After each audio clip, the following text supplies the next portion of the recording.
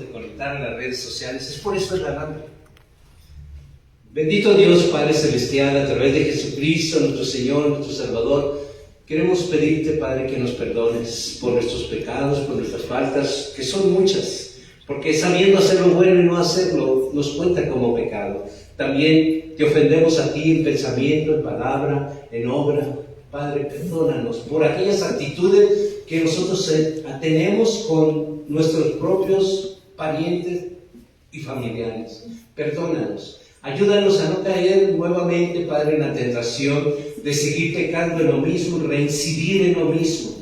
Ayúdanos y consuela nuestras vidas a través del Espíritu Santo. Convéncenos a través del Espíritu Santo para no pecar en lo mismo y en lo mismo. Cada vez que nosotros nos acercamos a ti, estamos nuevamente pidiéndote perdón por las mismas cosas, Padre. Queremos crecer, queremos avanzar, queremos seguir adelante. Y en el nombre de Jesucristo, Padre, te pedimos que a través del Espíritu Santo tú nos convenzas de todas aquellas cosas que necesitamos ser convencidos. Señor Jesucristo, gracias.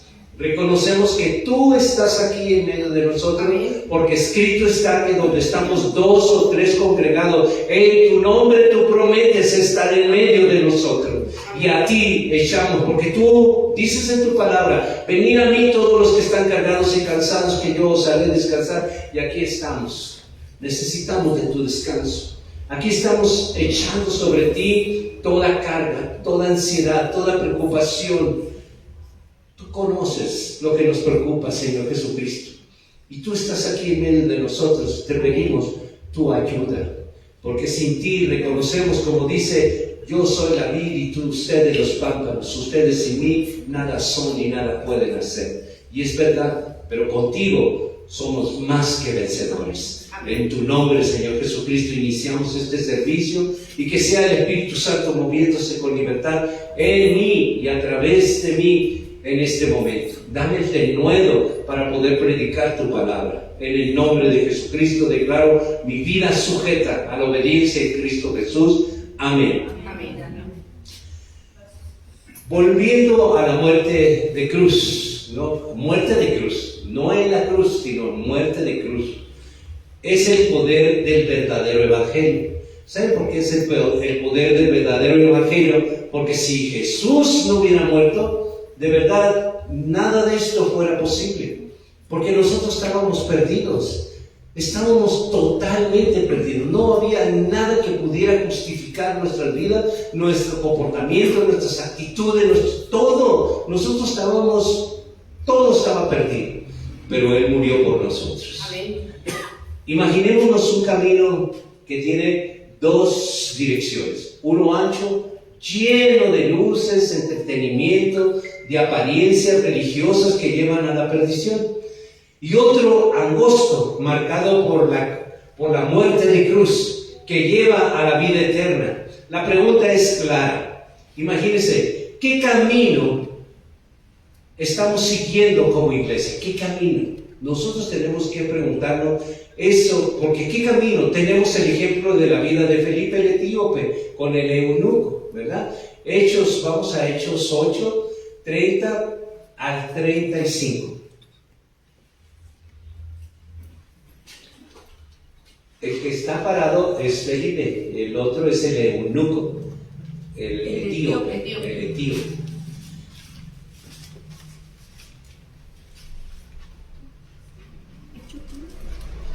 ¿Mande? Etíope. ¿Hechos qué? Hechos 8, versículo 30, 31, 32, 33, 34 y 35. 5 versículos. ¿Ya estamos ahí? Amén. ¿Sí? Ok, vamos a leerlo juntos. Acudiendo Felipe, le oyó que leía la profecía de Isaías y dijo, ¿pero entiendes lo que lees? Él le dijo, ¿y cómo podré si alguno no me enseñare? Y rogó a Felipe que subiese y se sentara con él. El pasaje de la escritura que leía era este: como oveja a la muerte se humilló y se le hizo justicia, mas su generación, ¿quién la contará? porque fue quitada de la tierra su vida. Respondiendo el eunuco dijo a Felipe: te ruego que me digas, ¿de quién dice el profeta esto? ¿De sí mismo o de algún otro? Entonces Felipe, abriendo su boca y comenzando desde la Escritura, le anunció el Evangelio de Jesús. Acuérdense que cuando este momento Jesús, Él no había venido, ¿no? Era una profecía, la cual se cumplió al venir a través, tomando carne a través de María. ¿Ok?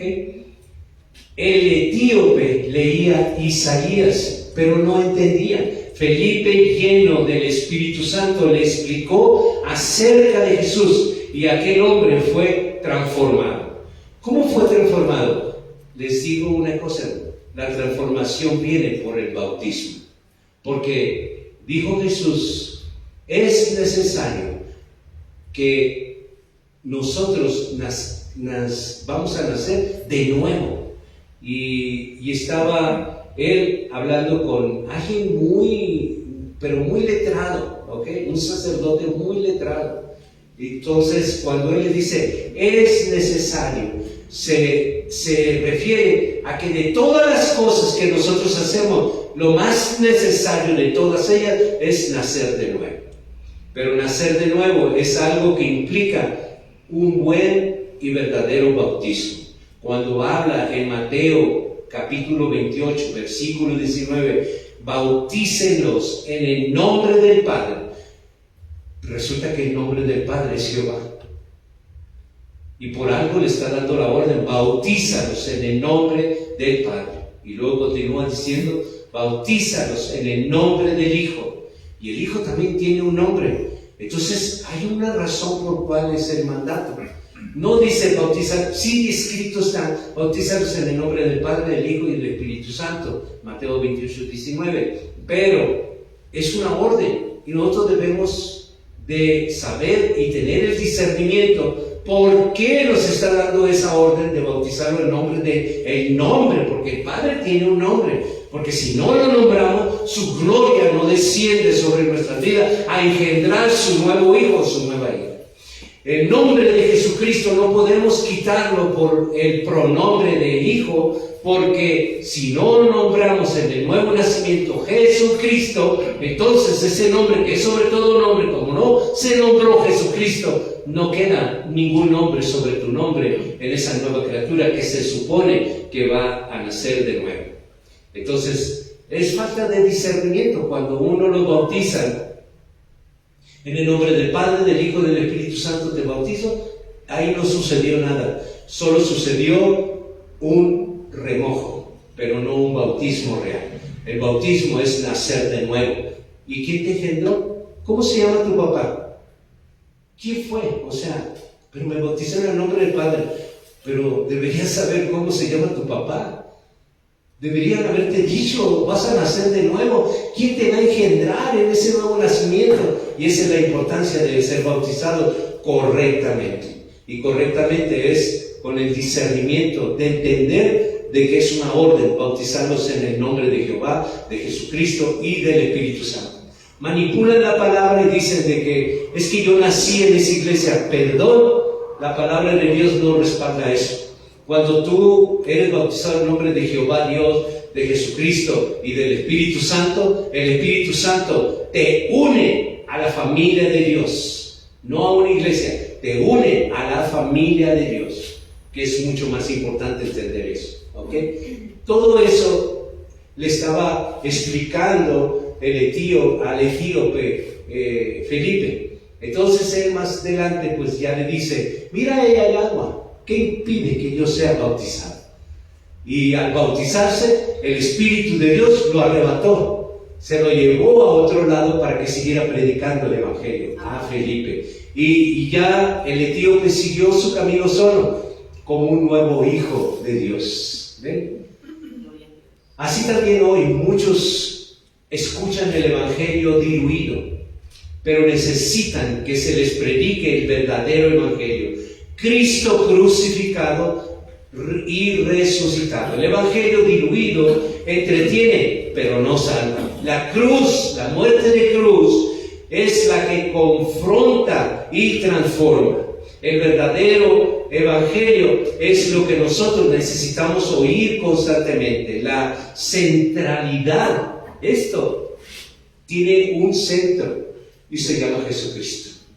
El centro de todo esto es Jesucristo, porque la centralidad es la muerte precisamente de nuestro Señor ahí en el Calvario. Calvario se le llama al monte donde Él fue crucificado, ¿verdad? Ese llamado urgente. No podemos seguir un evangelio superficial. ¿Cuál es el evangelio superficial?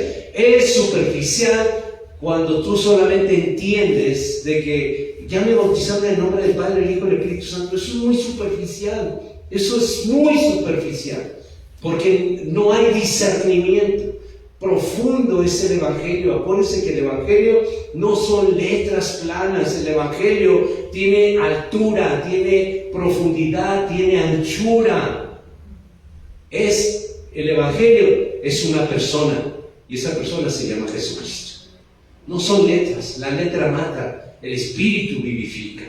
Y aquí, cuando nosotros vemos que el camino ancho está lleno de religiosidad, ¿habrá religiosidad aquí en San Mateo Atenco? Aquí donde quiera hay mucha religiosidad, pero es de nosotros estar escudriñando las Escrituras. Hoy Dios nos llama a dejar la superficialidad y abrazar el poder del Evangelio, que significa la muerte de nuestro Señor en ese madero de tormento, porque Él nos justifica. No hay otra manera de justificarlo. Lo único que justifica nuestras vidas es la muerte de nuestros. Es por eso que celebramos cada primer domingo de cada mes la Santa Cena del Señor. Y cada último domingo es día de sanidad. Siempre lo hacemos así. Vamos a un primer ejemplo. Isaías 6, 5 al 8. Y vamos a hablar acerca de Isaías como profeta, ¿okay? Acuérdense que Isaías, aunque era un hombre escogido por Dios, era un hombre mal hablado, grosero, ¿okay? Ahorita vamos a ver que Isaías era una persona muy mal hablada, ¿eh? Cuando Dios lo llamó, él le dice: ¿cómo yo, si soy de labios inmundos? ¿Saben lo que es labio inmundo? Sí. Una persona que es mal hablada. Labios inmundos es una persona que dice groserías, es de labios inmundos, ¿no? Dice en Isaías 6, 5 al 8. Entonces dije: ay de mí que soy muerto, porque siendo hombre inmundo de labios, ¿ven?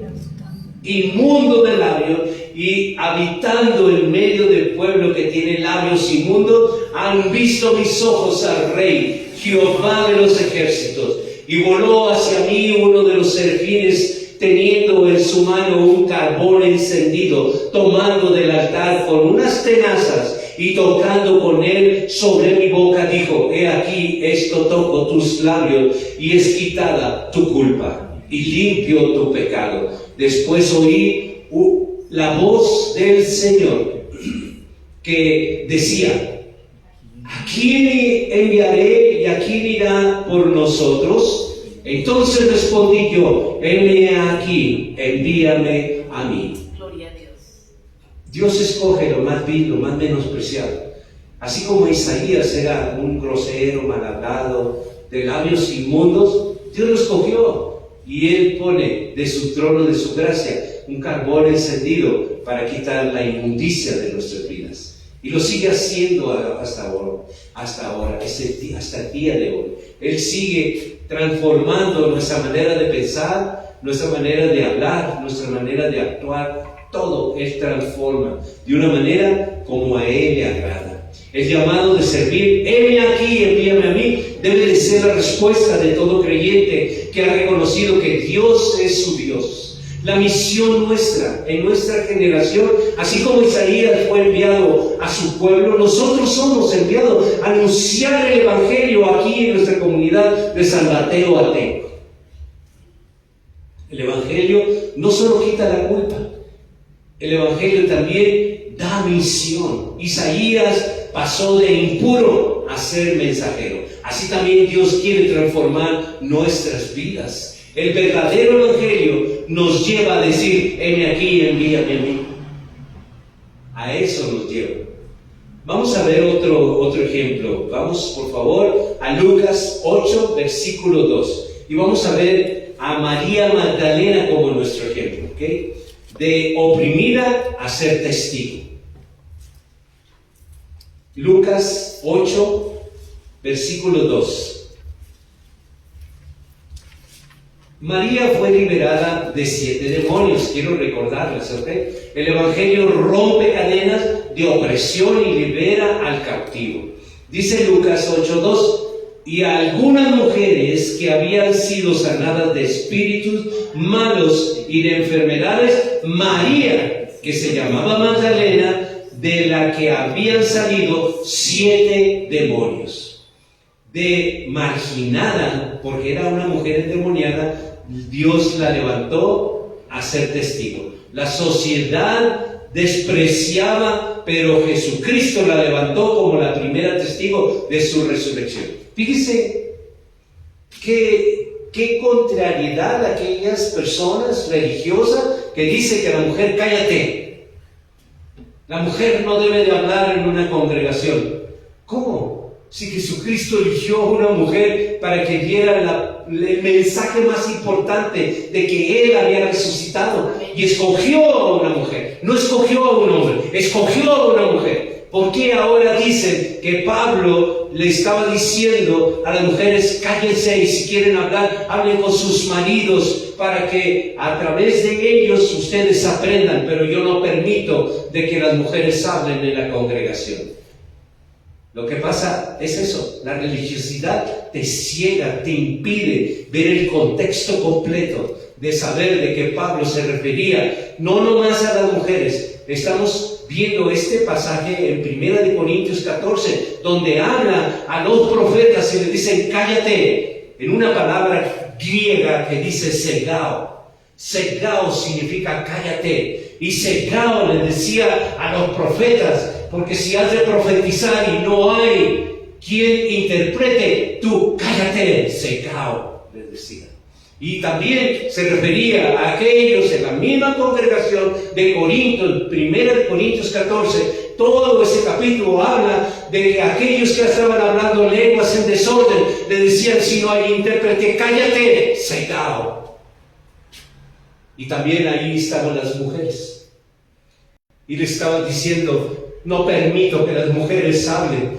Ya había hablado con el profeta, había hablado con los que hablaban lengua y le hablaba a las mujeres. Entonces no hablaba Pablo de que cállate para siempre a la mujer, sino cállate en ese momento, porque las mujeres en ese momento a las cuales Pablo se estaba refiriendo eran prostitutas que estaban recibiendo el Evangelio, y ellas llegaban rapadas porque en ese momento se distinguían porque estaban sin cabellera.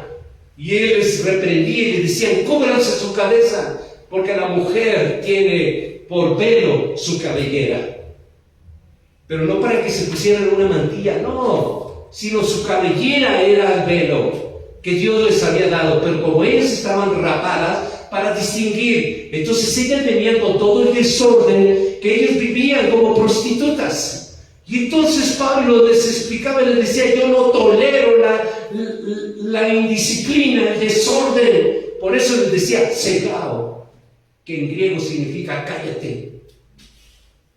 Segao les decía a los profetas, segao les decía a los que hablaban lengua, segao les decía también a las mujeres. Pero más adelante les dice de que las mujeres cuando profeticen, pues ellos el mismo Pablo le habla de cuando profetizan. ¿Sabes qué es profetizar? Profetizar es hablar y predicar la palabra de Dios, porque no hay una profecía más segura que la que está escrita. A eso se refería, no se refería a estar adivinando cosas. Profecía, la verdadera profeta es la que predica el Evangelio de Dios. Esa es la profeta. Felipe tenía hijas y ellas profetizaban, o sea, hablaban del Evangelio. Profetizar no es como tú y yo lo entendemos. Profetizar es predicar el Evangelio, porque no hay una profecía más segura que la que está escrita. Esta es la verdadera profecía. Hoy por hoy, desafortunadamente, vivimos en un mundo tan religioso de que hay profetas que tienen un espíritu pitónico de adivinación. Oh, me dijo todo lo que... Eso se llama un demonio de adivinación. Es un espíritu pitónico.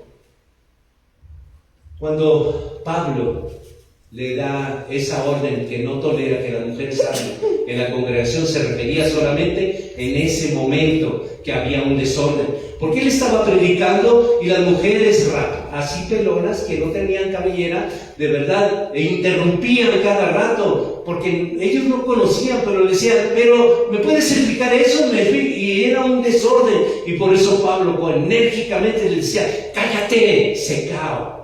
Porque acuérdense que en esa época ellos hablaban en griego. Hoy, hermano, nosotros hablamos español. Esta Biblia está traducida al español y no necesitamos traducirla a ningún otro idioma, porque este idioma es nuestro idioma natal y así Dios nos quiere hablar en nuestro idioma natal. Si Él te hubiera querido hablar en griego, arameo, pechita, en hebreo, Él te hubiera hecho nacer en un país donde se habla ese idioma, pero Él decidió que tú nacieras en México, así que no hay un idioma sagrado. El único sagrado que hay en la tierra se llama Jesucristo. Es todo. No hay un idioma sagrado. No hay por qué preocuparse por hablar un idioma.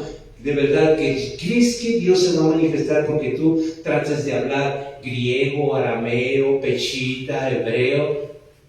Estás muy equivocada o equivocado, porque eso no lo respalda la palabra de Dios. La palabra de Dios que a mí me ha transformado es esta, y no está en ninguna palabra, en hebreo, ni en arameo, ni pechita, ni griego.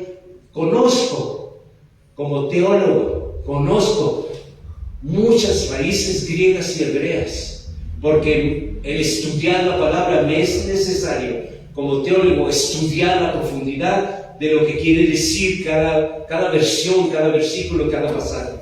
Y es necesario saber de que, por ejemplo, pino en hebreo significa pino fermentado, pero en griego, cuando en el Nuevo Testamento, donde habla Jesús que convirtió el agua, pino está en griego y vino en los Salmos está en hebreo, y significan diferentes cosas, porque vino en los Salmos significa vino fermentado que emborracha, que embriaga, que pierde los sentidos. Pero el pino, la misma palabra en griego, significa una uva recién exprimida, que no embriaga porque no está fermentada. ¿Ven? Para eso es necesario conocer, pero eso déjenselo a los teólogos. Nosotros tenemos que aprender en español, porque es tu idioma natal, lo que Dios habla aquí en la palabra, sin esfuerzo de ninguna palabra en hebreo, nada de eso. No hay un idioma sagrado, porque el único idioma sagrado es el entendimiento. Es necesario que entendamos. ¿Cómo vamos a entender? Cuando te hablan en tu idioma natal. Ese es lo que debemos razonar y pensar. ¿Ok? Vamos al libro de Juan. El Evangelio dignifica a los rechazados. Juan 20, 16 al 18. Acuérdense que la mujer endemoniada era una mujer rechazada. ¿Ok? Porque era endemoniada. Dice la palabra que acabamos de leer que salieron 7 demonios de ella. Imagínense ver una mujer endemoniada. Por supuesto que la van a rechazar, ¿verdad? Por supuesto. Pero Dios a través de Jesucristo dignifica a los que somos rechazados. Dice Juan 20, 16 al 18. Jesús le dijo, María. Volviéndose ella le dijo, Raboni, que quiere decir maestro. Jesús le dijo, no me toques, porque aún no he subido a mi Padre. Mas ve a mis hermanos y dile, subo a mi Padre y a vuestro Padre, a mi Dios, a vuestro Dios. Fue entonces María Magdalena para dar a los discípulos las nuevas de que había visto al Señor y que Él le había dicho estas cosas. ¡Wow! ¡Qué mensaje tan poderoso! Una mujer, hermanos.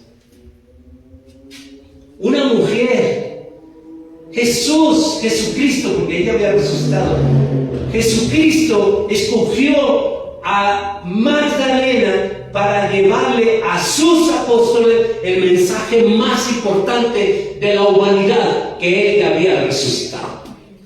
Que esto de verdad me vuela la cabeza, los sentidos de pensar de que es pura religiosidad el que interpreten de que la mujer, cállate, cegado, cállate, tú no debes de hablar, eres mujer.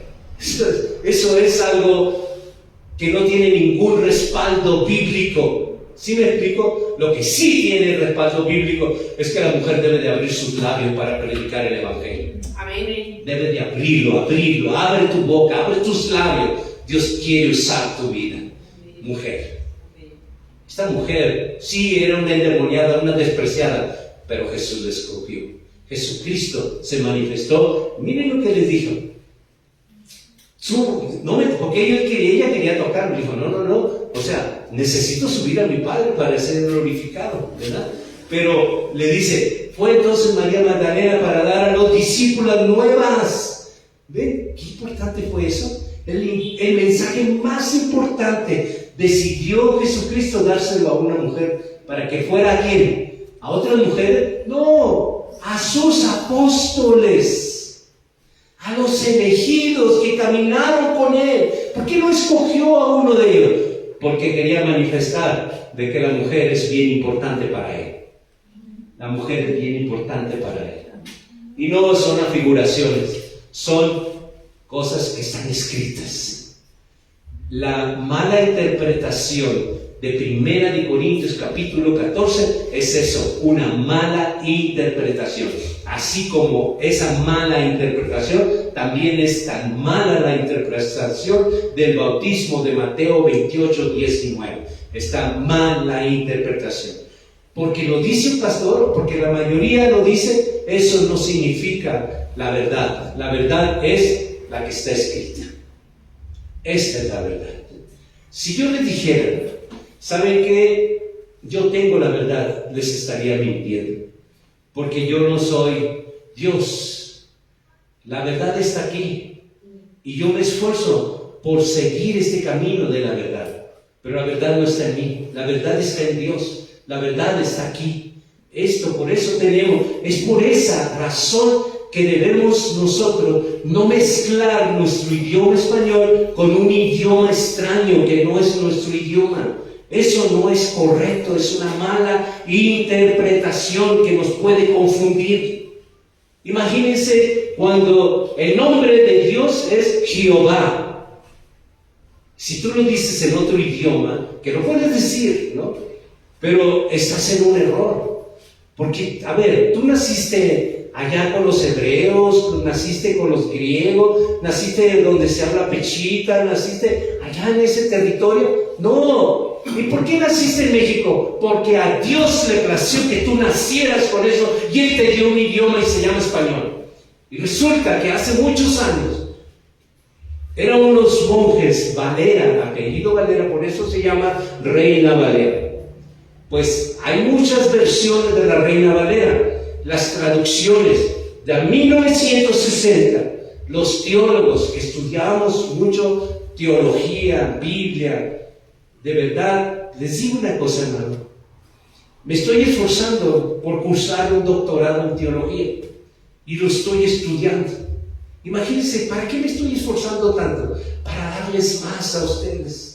Ese es mi esfuerzo, no andar presumiendo, oye, el pastor Víctor ya es un doctor en teología. Eso es basura. Me estoy esforzando para conocer y poderles enseñar a ustedes lo más profundo de la palabra de Dios. Ese es mi esfuerzo. Y mucho me esfuerzo. De verdad, estudio, madrugo. Para mí, estar a las 3, 4 de la mañana estudiando, para mí es un gozo.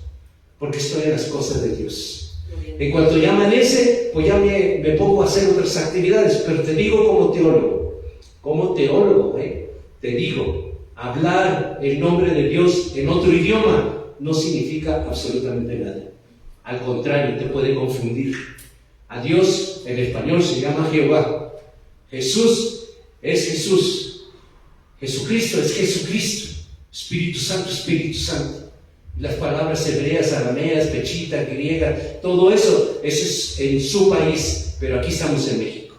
Y aquí se habla español. Y tiene su nombre. Y si no, velo aquí. ¿Cómo está escrito? ¿Cómo lo lees? Está en español. ¿Ve? La confusión viene de eso, de querer hablar un idioma que no es nuestro idioma natal. Ok, ahora son franceses, alemanes, ¿o qué son? Somos mexicanos y hablamos español. Es por eso que es importante que la madre idioma natal de nuestra idioma madre, que es ¿qué? Español. Y la Biblia que transforma está en español, no está en otro idioma. Así debemos recibirlo. Porque aquel que le cambie, le agregue y le quite, ese se mete en un camino de maldición, de ser anatema. Porque aquí, y se lo digo con todo mi corazón, de verdad, porque les amo, aquí nunca van a encontrar de que tú debes hablar en arameo, en hebreo, en pechita. Jamás vas a encontrar en esta Biblia, en la tuya, jamás vas a encontrar de que debes hablarlo en otro idioma. Entonces, ¿de dónde lo sacaron? Si aquí no está la instrucción, ¿de dónde lo sacaron? Se llama religiosidad. ¿Ok? Mi deber es hablar la verdad. Yo no tengo la verdad está aquí. Y en esta verdad no dice que debemos cambiar a otro idioma para poder conectarnos con Dios. Yo sé de que muchos le llaman Yeshua, por si sienten así como que, uy, es algo que es religiosidad. ¿Sabe? Porque es todo lo que se llama religiosidad es lo que no está escrito. Que tú lo crees, no puedo cambiar eso. Tú lo crees, pero no está escrito. Y lo que no está escrito, no deberíamos hacerlo. Punto. Dice, fíjense, vamos por favor, acompáñenme. 2 de Timoteo 3, 16 y 17.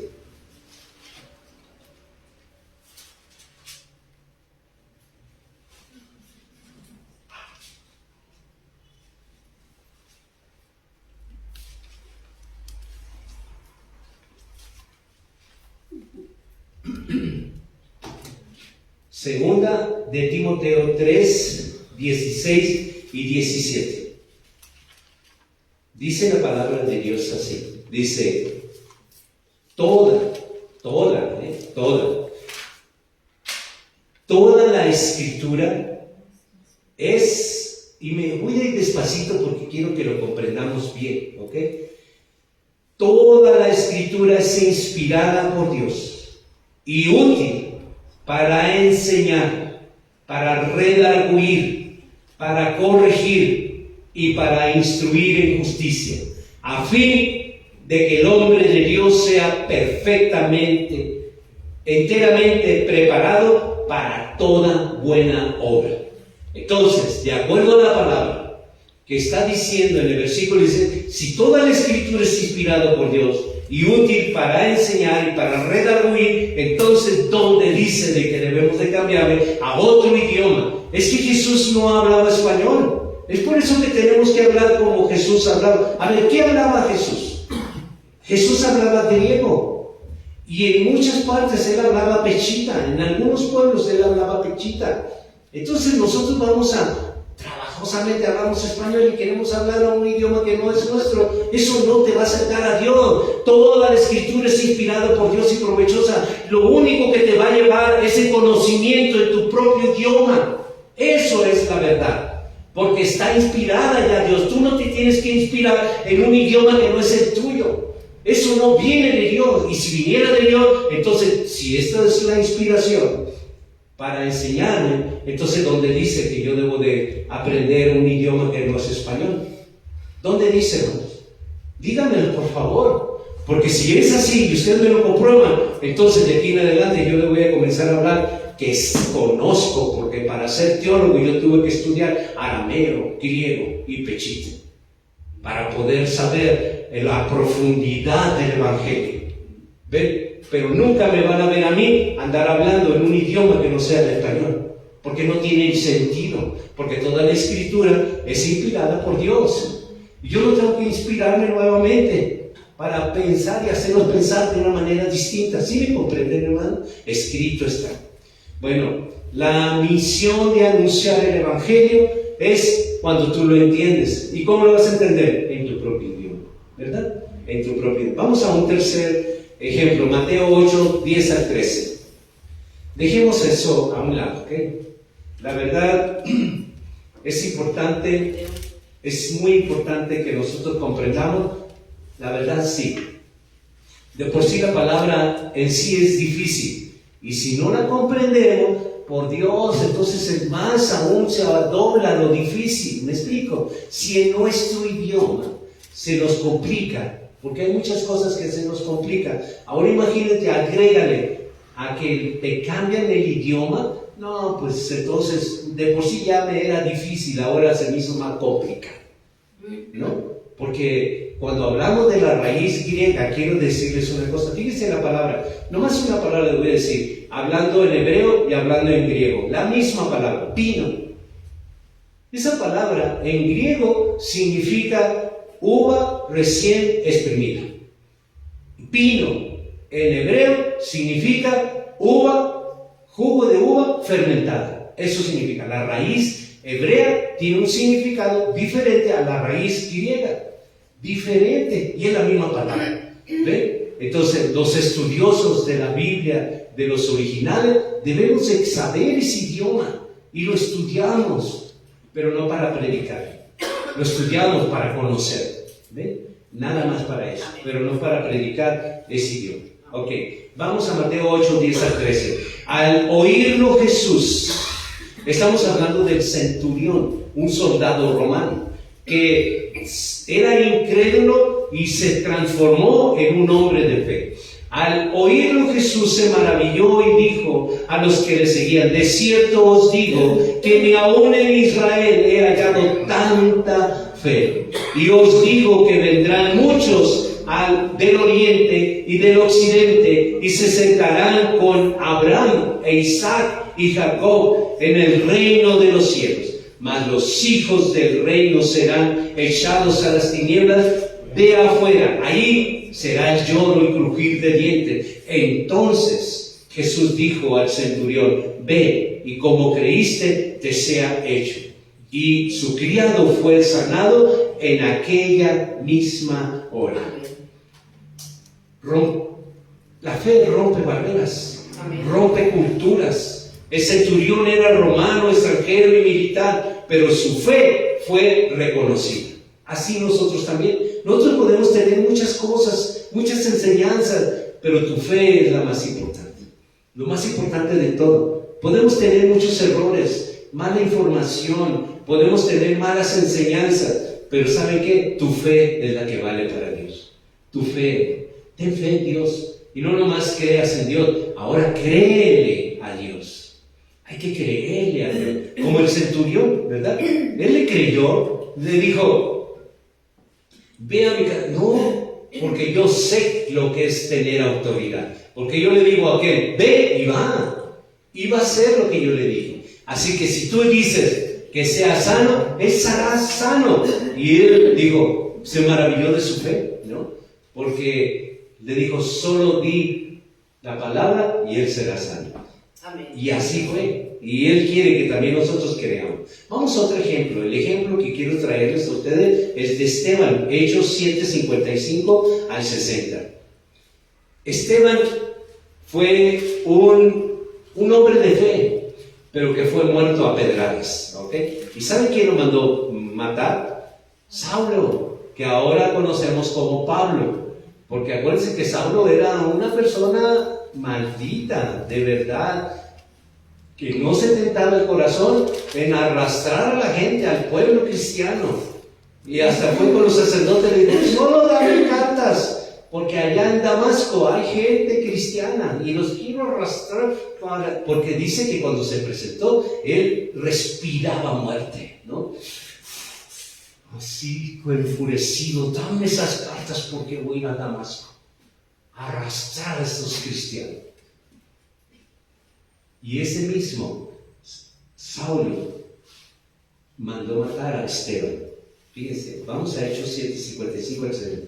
Pero Esteban, lleno del Espíritu Santo, puesto los ojos al cielo, vio, cuando él está haciendo esto, él está tirando pedradas, ¿ok? Una multitud alrededor de él están dando pedradas. Entonces él levanta los ojos, pero él ya está lleno del Espíritu Santo. Dice, Esteban, lleno del Espíritu Santo, puesto los ojos al cielo, vio la gloria de Dios y a Jesús sentado a su diestra de Dios, y dijo, he aquí veo los cielos abiertos y el Hijo del Hombre que está a la diestra de Dios. Entonces ellos, dando grandes voces, se taparon los oídos y arremetieron contra él, echándole fuera de la ciudad, le apedrearon, y los testigos pusieron sus ropas a los pies de un joven que se llamaba Saulo, y apedreaban a Esteban mientras él invocaba y decía, Señor Jesús, recibe mi espíritu, y puesto de rodillas clamó a gran voz, Señor, no les tomes en cuenta este pecado. Y habiendo dicho esto, durmió. La visión de la gloria. En medio de la oposición, Esteban vio a Jesucristo glorificado. El Evangelio abre nuestros ojos de la esperanza eterna. ¿Cuántas cosas te apedrean en tu vida? ¿Cuántas cosas te atormentan en tu vida? Hay muchos problemas, muchos tenemos un pequeño emprendimiento, pero ese pequeño emprendimiento es de Dios. Pero ¿qué creen? El estar enfrente de ese emprendimiento, hacia ti vienen esas pedradas. ¿Y qué vas a decir? Glorifícate. Yo solamente soy tu administrador, tu administradora, todo esto es tuyo. Glorifícate. Por eso cuando cantábamos ahorita en la alabanza, me recordaba todo esto. De decir, Señor, glorifícate en estas familias de San Mateo Atenco, porque ellos también traen sus propias cargas, sus propios problemas, y están siendo apedreados por muchas situaciones, y esas pedradas parece que van a desfallecer, y les quitan todo ánimo, y les pone un desánimo de seguir adelante. Pero cuando se glorifica a Dios, de verdad, se abre una puerta de esperanza. Y cuando Dios dice en Apocalipsis, cuando Dios abre una puerta, nadie la puede cerrar. Amén. Y es cuando Dios se glorifica. Por eso cantábamos, glorifícate, glorifícate. Y yo desde ahí le decía, sí, Señor, glorifícate aquí en San Mateo Atenco. Glorifícate en cada familia, glorifícate en cada negocio, glorifícate en sus hogares, glorifícate en ellos, glorifícate, que ellos puedan ver tu gloria, que ellos puedan ver y sentir tu presencia en sus hogares, en sus casas, en sus negocios, que ellos puedan sentir tu bendita presencia. Eso oraba yo mientras cantaba esa alabanza. Cuando Esteban durmió, no significa derrota. Él no fue derrotado, él fue glorificado. La llenura del Espíritu Santo nos da la valentía de testificar. El verdadero Evangelio nos enseña a perdonar aún en medio del dolor. Aún con todo, me ofendiste, me lastimaste, pero yo tengo el Espíritu Santo que me lleva a perdonarte. Porque es difícil perdonar cuando te lastima alguien, pero es muy fácil cuando el Espíritu Santo está en ti. Y tú dices, pues en otro tiempo yo no pudiera perdonarte, pero en este tiempo que Dios se ha glorificado a través del Espíritu Santo, yo puedo decirte, te perdono. Y quizá la otra persona todavía en la arrogancia te, ¿y de qué me vas a perdonar? Así, ¿no? ¿De qué me vas a perdonar? Así con agresividad. Solo suelto mi perdón hacia tu vida, aunque no lo entiendas. Pero Dios me manda soltar perdón. Y te perdono. ¿Pero de qué me vas a perdonar? Solo te perdono. Nada más, porque Dios me manda que perdone todo ofensa y que no cargue con eso. Vamos al quinto ejemplo de Timoteo, segunda de Timoteo 1, 5 al 7. Acuérdense que Timoteo era discípulo de Pablo, ¿ok? Discípulo de Pablo, pero de discípulo llegó a ser pastor fiel. Segunda de Timoteo 1, 5 al 7 dice la palabra de Dios así. Dice, trayendo a la memoria la fe no fingida que hay en ti, la cual habitó primeramente en tu abuela Loida y en tu madre Eunice, y estoy seguro que en ti también. Le está hablando Pablo a Timoteo. Por lo cual te aconsejo que avives el fuego del don de Dios que está en ti por la imposición de mis manos, porque no nos ha dado Dios espíritu de cobardía, sino de poder, de amor y de dominio propio. Habitar el fuego de Dios es un don. Pablo exhorta a Timoteo a mantener vivo ese llamado. El Evangelio nos impulsa a no dejar apagar la pasión por servir a Jesucristo. El espíritu de poder, Dios nos dio un espíritu de valentía y no de cobardía. La formación de líderes espirituales dentro de una iglesia es el Evangelio que salva, que promueve el poder de Dios. La esperanza para la iglesia, así como Timoteo fue levantado, Dios sigue formando líderes fieles a nuestra generación para sostener un evangelio de poder. Y el evangelio de poder, lo vuelvo a repetir, es como Dios nos justifica por la muerte de su Hijo Jesús en ese madero de tormento. Esa es la única manera que somos justificados. Timoteo fue levantado como pastor fiel. Hoy Dios quiere levantar a hombres y quiere levantar a mujeres fieles en esta iglesia. Él quiere levantar. Vamos a concluir esta predicación con todos estos personajes. Muestran 5 personajes que les mencioné del verdadero evangelio. No es entretenimiento ni religión superficial. El poder de Dios es para salvación. Saulo, el hijo pródigo, Pedro, Jonás y el ladrón en la cruz fueron enemigos y rebeldes, caídos, fugitivos, pero de verdad fueron restaurados por Jesucristo. En Romanos 1:16 dice: porque no me avergüenzo del evangelio, porque es poder de Dios para salvación a todo aquel que cree. El evangelio confronta, transforma. No basta con escuchar un mensaje bonito. Miren, si tú te pones a oír predicaciones, no basta con eso. Necesitamos obedecer. No basta con que tú te conozcas mucha Biblia. Necesitamos obedecer. La decisión debe de ser personal. Cada uno debe de decidir si seguirá en el camino ancho de perdición o en el camino angosto marcado por la muerte de cruz. La obediencia confirma la fe. Un verdadero hijo de Dios es eso, obedecer. Vamos a tener bautizos. ¿Quién sabe cuándo Dios nos permita, y vida además, si Dios nos permite tener vida, para hacerlo mucho más adelante? Porque ahorita vamos a tener, ¿qué día? 19 de julio. 19 de julio, bautizos, pero bautizos reales, bíblicamente hablando, ¿ok? Dice, quizás algunos de ustedes puedan decir: es que yo ya fui bautizado. Si tú te bautizaste en el nombre del Padre, en el nombre del Hijo y en el nombre del Espíritu Santo, entonces estás mal bautizado. ¿Por qué estás mal bautizado? Porque nadie te engendró. Y de eso se trata, de que en el nuevo nacimiento alguien te tiene que engendrar. No puedes nacer nomás así. Alguien te tiene que engendrar. ¿Y cómo se llama el que te engendró?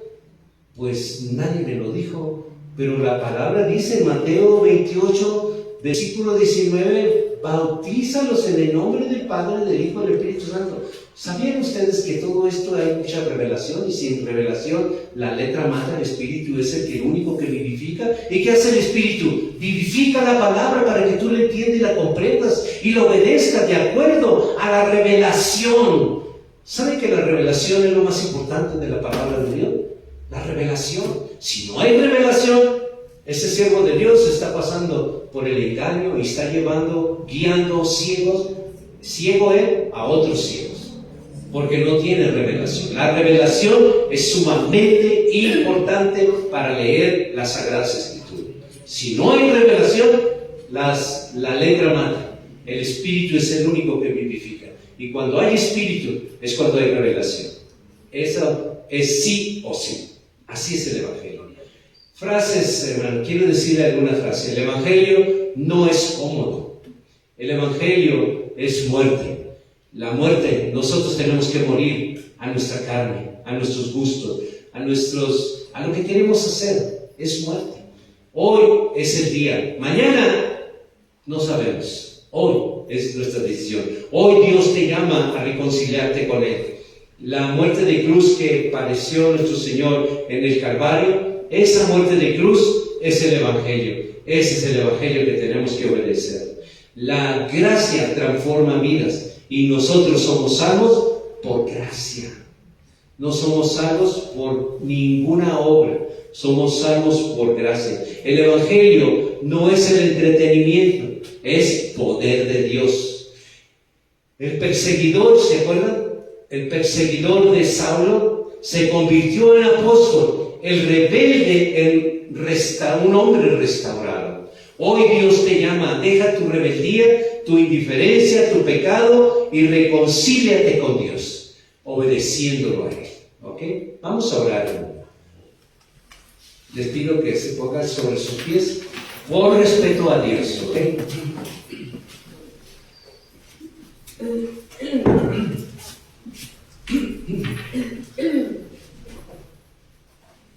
Padre Celestial, reconocemos que muchas veces hemos buscado un evangelio cómodo, diluido, superficial, que no confronta ni transforma.